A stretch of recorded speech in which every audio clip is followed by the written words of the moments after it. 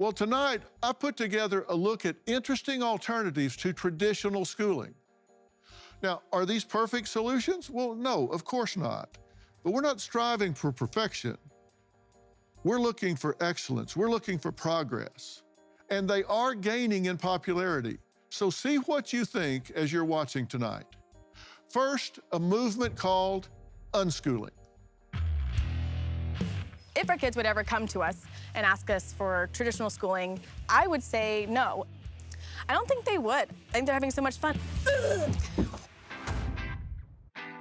I definitely think the public education system gets it wrong. Kids in desks for 7 hours. It's not natural. Your brain's not making enough oxygen if you're sitting. Unschooling is more free. We might not have anything structured in a day. It's not guaranteed that we're gonna do anything that looks like learning, but knowing that no matter what you're doing, you're learning. Unschooling works for us and our family. I read to them. My 6-year-old's reading comprehension is better than average. I don't know exactly what the metrics are because we don't really follow it. We're teaching our kids lots of things that weren't covered in public school for us and things that are more important than the Civil War dates or the atomic numbers. Learning happens outside. They're identifying plants because they're genuinely curious about their environment. Our kids have learned gardening, crawfish hunting, fishing, foraging for wild food. They've learned how to care for animals, collect eggs, how to manage a fire if it gets out of control, how to build shelters. Hudson and I have been working on a fairy village, collecting sticks, adding things like moss and mushrooms. We've hatched our own eggs, so we end up with roosters that we don't need. We don't do extensive butchering, but Hudson's gone through with that whole process with me. We're not like dependent on the meat that we have here, but it's important skill. That's part of the unschooling for us is if you need to, you know how to turn an animal into meat. There's so many benefits to just being barefoot. It's called grounding. It balances your cardiovascular system. Again, helps you think. It's more conducive to learning. We think that nature goes hand in hand with a healthy life. You actually have a master's degree, Do. and it's in interdisciplinary studies, education, recreation. Yes. A lot of different disciplines, philosophy. Did it work for you? I didn't get a job in any of those things, no. But I think some of the things that I learned I could apply into what we're doing now. Okay. And Nick, you have a master's degree in philosophy. Correct. Right. Are you glad you did that? I wouldn't have paid for it. I don't use it. I could have pursued all the primary literature myself. I met my wife at graduation, but... Well, there you go. Yeah. There is that. Yeah. Okay. You say your children will never set foot in a classroom. I don't think so, no. I can't see a reason they would want to go to public school. We have a really strong vision for what we want for our kids in their future. One, we want them to be well-rounded socially. Two, we want them to have a strong foundation of physical health, and I don't think you get that sitting in a desk. We want them playing all day. And then third, we just really want them to have a say in their own life and their own future from an early age. We really do think that they can think for themselves. They are whole humans, and that kids should be able to choose their path sooner in life rather than waiting till 18 or around that age to start taking electives or making decisions like that. Well, is this about your experience in school? You said school crushed you. It was not good.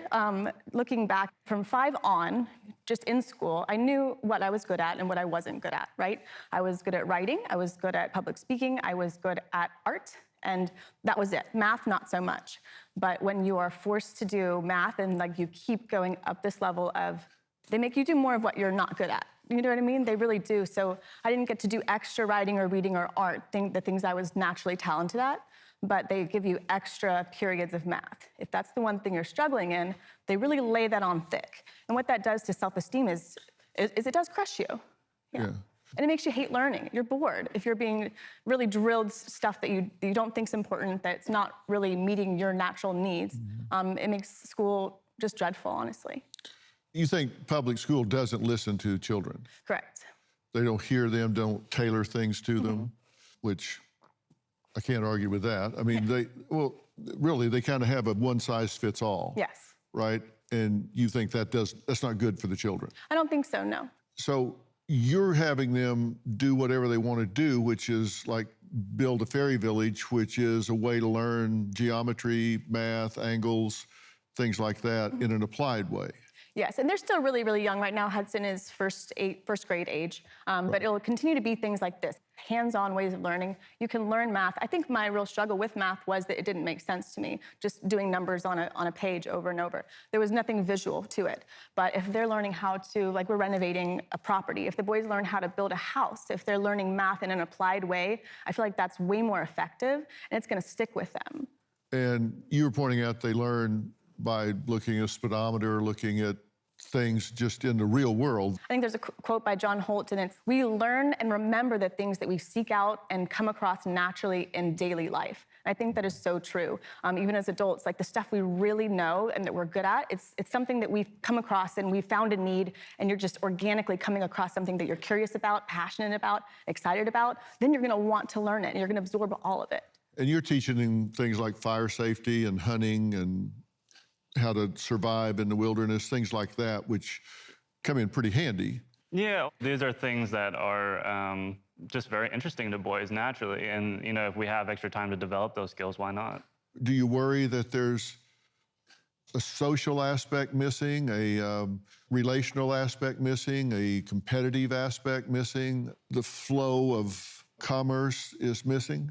We don't want them to get into the flow of commerce, I think. I think like when we look at 9-to-5s and what some people call the rat race, like are people truly happy, right? So it's kind of, we're not wanting them to get on the conveyor belt. Absolutely, we're wanting them to think for themselves. But as far as like the social You seem to be aspect, thinking for them. you could say that to someone who was sending their kids to a public school without asking them what they want to do. You know, I think that's telling kids what to think and what to do. Schools, that's exactly what they do. You have to learn this, this, this, and this. That's telling kids what to think. Hudson always has an interest in going camping. He wanted to challenge himself, and so he did 48 hours straight. He camped overnight. Wanted to support him in any way we could, and we got a fire going. We built our own teepee. This was all just him leading the way. Some people would be concerned about spending 48 hours outside, you know, a 6-year-old by himself. To most people, that sounds like really intense, right? We're sending out our child outside for 48 hours, but we know our property. We know what our 6-year-old is capable of because we spend all day with them. We're watching them. We know that he's competent in taking care of himself. And camping is good for little boys. You've gotten a lot of negative social comments about this. Why did you go public with it to begin with? Why did y'all put it out there? That's a good question. So I was actually going to be a teacher. I got my master's, and part of it was education, elementary education. I got my teacher certificate. I was doing student teaching when I became pregnant with Hudson, our oldest. And then that was when I kind of looked around and realized, oh, I don't actually want to work here, and I don't want my kids to learn here either. So I had to find a new career on my own. So I started teaching myself social media so that I could do it for brands, just be a freelancer, and I could stay home doing that job. And so I was just posting about my life to practice social media, and then it ended up blowing up, and that became our full-time job. Were you surprised that you guys got so much negative feedback? Not necessarily. And some people have a very strong emotional reaction to you criticizing what they went through as a child. Some of the comments you've got is, no one is this stupid. Child Protective Services is calling. Educational neglect. What about learning like actual stuff? Social skills, 0. Love watching sad beige children get their life ruined because their mentally undeveloped parent. Someone save these kids. Isn't it so telling that the public school kids grew up to be such bullies online? So I think that's really indicative of the whole system. What shocks me the most is that they just wouldn't believe that's what he wanted to do, was learn how to transplant plants.